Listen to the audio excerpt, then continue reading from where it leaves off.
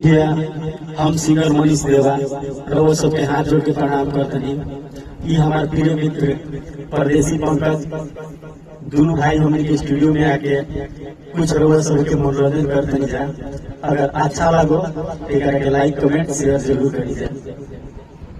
चले होठवा तोहार जैसे भोर के किरनिया ओखिया में प्यार के समाइल बदुनिया बिंदिया बुझाला ऐसे जैसे चांद सजोले पाड़े बिंदिया बुझाला ऐसे जैसे चांद सजोले बाड़े भगवान बड़ी फुर्सत से तोहरा के बनाले बड़े भगवान बड़ी फुर्सत से तोहरा के बना